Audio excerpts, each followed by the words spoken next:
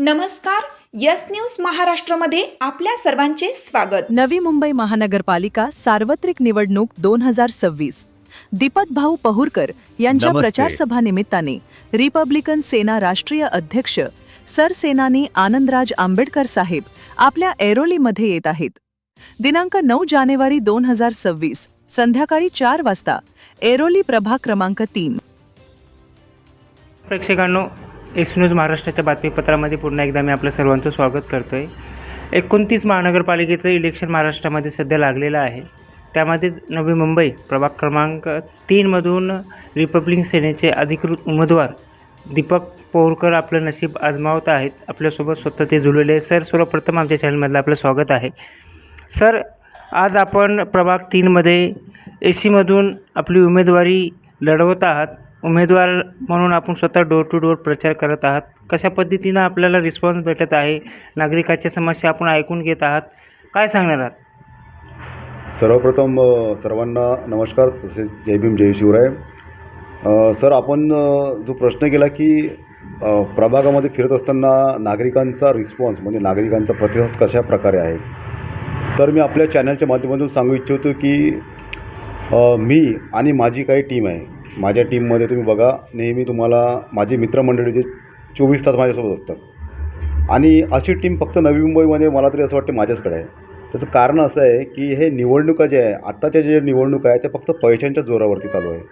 म्हणजे जो जास्त पैसा देईल, 500 रुपयांनी व्यक्ती आली, 1000 रुपयांनी व्यक्ती आली, 1000 रुपये देत असेल तर 500 रुपयांचा जो देणारा व्यक्ती आहे त्याच्याकडे जाणार नाही. आणि माझ्याकडे जी टीम आहे ती स्वतः लोकवर्गणी म्हणजे स्वतः टीमनी पैसे काढून मला हे उभा केलेलं आहे. माझ्याकडे पैसे नव्हते आणि निवडणूक आत्ताची जी निवडणूक आहे ती पैशाची जोरावर, म्हणजे पैसे असेलच तर तुम्ही निवडणूक करू शकता. तुम्हाला प्रचार प्रसार करायचा आहे, बॅनरबाजी करायची आहे, तुम्हाला रोड शो करायचे, लोकांना पैसे वाटप करायचे, दारू वाटप करायचे, मटण वाटप करायचे, साड्या वाटप करायचे, असे कितीतरी आश्वासन देऊन ही निवडणूक आजची लढवली जाते. परंतु मी स्वतःला खूप हे समजतो, स्वतःला काय बोलतो त्याला लकी समजतो की बाबा मला अशी टीम मिळाली आहे की जी लोक स्वतःचा वेळ पण देत आहे आणि स्वतःचा पैसासुद्धा देत आहे. तुम्ही माझ्या प्रत्येक व्हिडिओमध्ये बघा, माझी सर्व टीम माझ्यासोबत असते आणि ही निवडणूक मी स्वतःच्या दमवरती म्हणजे माझ्या स्वतःच्या भरवशावरती लढवत आहे आणि माझ्या कार्याच्या भरवशावर मी लढवत आहे. जेव्हा मी लोकांकडे जातो तर लोक बोलत नाही की अरे हा पहुरकर कोण नवीन आहे, दीपक पहुरकर कोण आहे, तर आजूबाजूचे 10 पैकी 6 लोक मला ओळखतात आणि ते बोलतात की हा दीपक भाऊ पहुरकर जो आहे की त्यांनी माझं ॲडमिशन केलं आहे, त्यांनी माझं हॉस्पिटलचं काम केलं आहे, माझं पोलीस स्टेशनचं काम केलं आहे, माझ्यासाठी अर्ध्या रात्री धावून आलेलं आहे, माझ्या मुलाचं ॲडमिशन केलं आहे, RTचं ॲडमिशन केलं आहे, आमच्या घरातले लाईटचं काम केलं आहे, मीटरचं काम केलं आहे. म्हणजे अनेक वर्षापासून मी काम करत आलो, त्याचं हे फळ आहे. आणि निश्चितच यावेळेस लोक जे काम करतील त्यालाच निवडून देणार. आणि मीही सांगतो की कार्य करण्यालाच निवडून द्या. जो कार्यकर्ता काम करतो, तुम्ही चिन्ह बोलू नका, तुम्ही माणूस बघा, काम करणारा माणूस बघा आणि त्याच माणसाला निवडून द्या. जसं की तुम्ही सांगितलं की रिपब्लिकन सेनेकडून तुम्ही निवडणूक लढवत आहे. तुमच्यासारख्या युवकांना रिपब्लिकन सेनेने ऐरोली या ठिकाणी प्रभागामध्ये निवडणूक लढण्यासाठी दिलेला आहे. कशा पद्धतीनं पाहताय तुम्ही? ऐरोली हा प्रभाग खूप नामांकित प्रभाग आहे नवी मुंबईमध्ये आणि नामांकित लोक या प्रभागामध्ये उभे आहेत आणि जे की पैशाने खूप बलाढ्य आहेत. पैसा आहे सर, पैसा आहे. माझ्यापेक्षा मी खूप त्यांच्यापेक्षा शून्य आहे, पैशाने खूप शून्य आहे.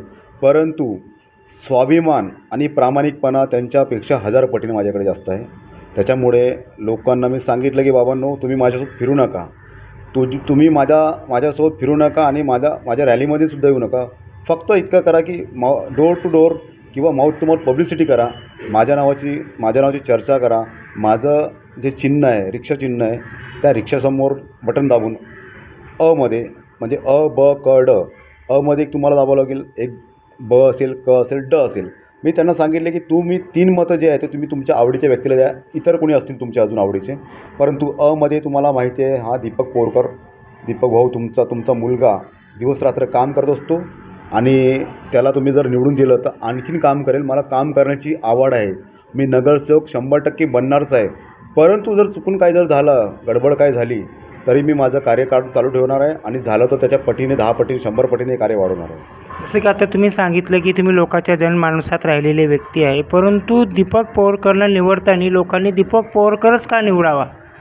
काय सांगणार तुम्ही? तुम्ही जो प्रश्न केला खूप चांगला प्रश्न आहे की दीपक पोरकरच का निवडावा. कारण की तुम्ही जर बघितलं आमचं पॅनल जे बघितलं अमध्ये मला तरी असं वाटते की जनसंपर्क हा कोणाचा नाही आहे. कामं जो करतो त्याचा जनसंपर्क असतो. तुम्ही जेव्हा मतदान मागायला जाता तेव्हा त्याला तर वाटलं पाहिजे की हा ते नाही रे, याने तर माझे काम केलेलं आहे, यालाच मतदान केलं पाहिजे. तुम्ही बघा मध्ये जितकेही सुद्धा उमेदवार असतील ते आजपर्यंत मला तरी असं वाटत नाही की माझ्या इतकं काम केलं. ते काम केलं असेल 100% केलं असेल त्यांनी, परंतु इतकं जास्त काम कोणीही केलं नाही. दिवस रात्र काम करणारा, मी 24 घंटे लोकांसाठी अवेलेबल असणारा, उपलब्ध असणारा एकमेव दीपक भाऊ पौरकर आहे. त्याच्यामुळे ते दीपक पौरकरलाच मतदान करतील आणि दीपक पौरकरलाच निवडून देतील. याच्या अगोदरचे जे काही नगरसेवक असतील, माजी नगरसेवक, यांनी फक्त रस्ते, नाली, गटर म्हणजे गटर विकास जे असेल किंवा नाली असेल याच्या व्यतिरिक्त कुठं प्रभागामध्ये काम केलेलं दिसून येत नाही. तर दीपक पौरकर आता निवडणुकीच्या रिंगणामध्ये आहेत. भविष्यामध्ये जर दीपक पवारला जर इथं संधी भेटली तर दीपक पौरकर प्रभाग 3मध्ये कोणकोणत्या सुविधा आणतील? बघा, रस्ते, पाणी, वीज हे तर मूलभूत गरजा आहेत, त्या दिल्याच पाहिजे. पण तेही सुद्धा नाही आहेत, प्रभागामध्ये नाही आहेत. प्रभागामध्ये स्वच्छता नाही आहे, प्रभागामध्ये लाईट, रस्ते, पाणी नाही आहे. नवी मुंबई मेट्रो सिटी आहे, परंतु तुम्ही बघसाल तर बाजूला सेक्टर आहे, सिडको आहे, म्हणजे कॉलनी आहे, बाजूला 2 हाकेच्या अंतरावरती झोपडपट्टी आहे.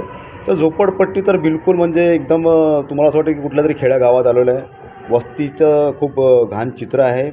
आणि येणाऱ्या काळात जर नगरसेवक झालोच.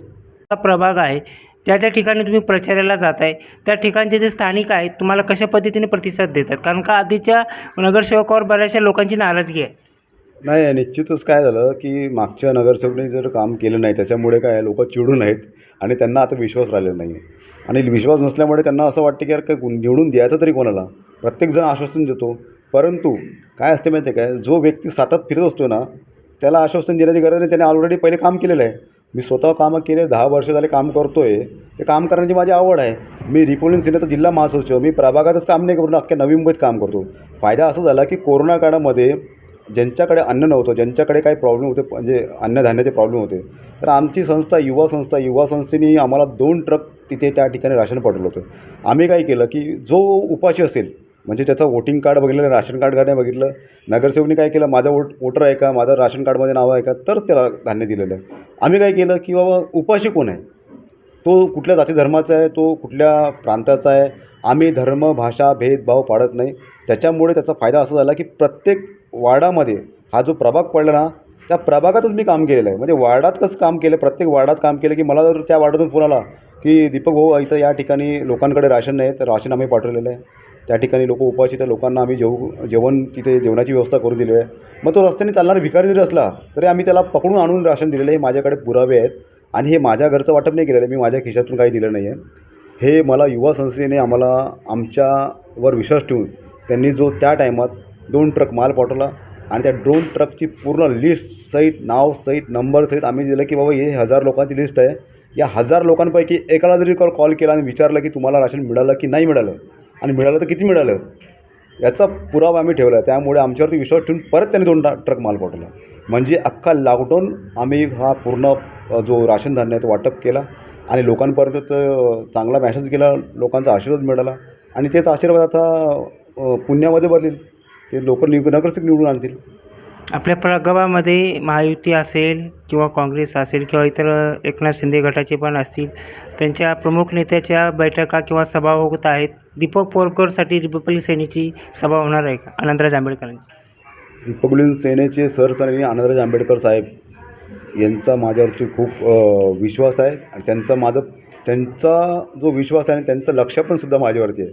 म्हणजे मला तरी मी अभिमानाने सांगतो की मला गर्व आहे आणि मी खूप हे आहे म्हणजे प्राऊड फील करतो की साहेबांचं लक्ष माझ्यावरती की पौरकर तुझ्या सभेला मी येणार. साहेबांनी मला आश्वासन दिलं आहे आणि उद्या 9 तारखेला संध्याकाळी 5 वाजता सरसेनानी आनंदराज आंबेडकर साहेब येणार आहेत. वीटभट्टी, ऐरोली, सेक्टर 1, शिव कॉलनी, साईबाबा मंदिरजवळ आम्ही हे सभा घेतलेली आहे आणि या सभेला हजारो लोक येतील. साहेबांना ऐकायला येतील. साहेब काय आदेश देतात बघूया आणि साहेबांचा आदेश त्यांना पाळावा लागेल. आणि साहेबांनी मलासुद्धा माझं ॲप्रिशिएट केलं, माझं अभिनंदन केलं आहे की पौरकर तुझ्यासारखा तरुण तडफदार युवा कार्य करतो आहे. मला तिकीट मिळालं तिकीट घेऊन फक्त लढाई करायची, म्हणजे तिकीट मिळालं आणि थोडा प्रचार करायचा साहेबांजींवरती, जी मतं मिळतात त्या मतावरतीच फक्त आधारित तसं काम नाही आहे. तर मी घरोघरी डोर टू डोर जात आहे, मी त्याचा प्रचार प्रसार करत आहे, मी रोड शो घेणार आहे, सभा घेणार आहे, मी कमीत कमी 20,000 पॉम्पलेट छापलेले आहेत, बॅनरबाजी तुम्हाला उद्या दिसेल आणि लोकांपर्यंत पोहोचत आहे. तर साहेब येणार तर 100% येणार आहे आणि ते मला आशीर्वाद देतील. दीपक पवारकरचे असे 5 कोणते मुद्दे आहेत जे दीपक पवारकरांना लोकांनी निवडून द्यावं यासाठी दीपक पवारकर काय सांगतात? प्रभागामध्ये अनेक खूप हुशार मुलं आहेत, ज्या मुलांना शिक्षणाचं आवड आहे, परंतु त्यांना शिक्षण म्हणजे मिळत नाही आहे, चांगल्या दर्जाचं शिक्षण मिळत नाही आहे. त्यांच्याकडे त्यांची आर्थिक परिस्थिती खराब असल्यामुळे त्यांना शिक्षण मिळालं पाहिजे. दुसरं मी तुम्हाला सांगितलं की आरोग्य असलं पाहिजे. त्याच नंतर आपण बघतो की पावसाळा जर आला किंवा कुठलाही ऋतू असेल, पावसाळ्यामध्ये जास्तीत जास्त लाईट जाण्याची समस्या आहे. तर हे जे लाईटची जे प्रॉब्लेम आहेत, इलेक्ट्रिक जी व्यवस्था आहे ती व्यवस्था बदलणे खूप काळाची गरज आहे. त्यानंतर रस्ते तर खराबच आहे, रस्ते आपण एकदम स्वच्छ करूया आणि त्या ठिकाणी धुळीचं साम्राज्य आहे, धूळसुद्धा आपण नाहीशी करूया. आणि अनेक ठिकाणी जे टॉयलेट बाथरूम जे आहेत, सार्वजनिक बाथरूम जे आहेत, त्याची स्वच्छता बिलकुल नाही आहे.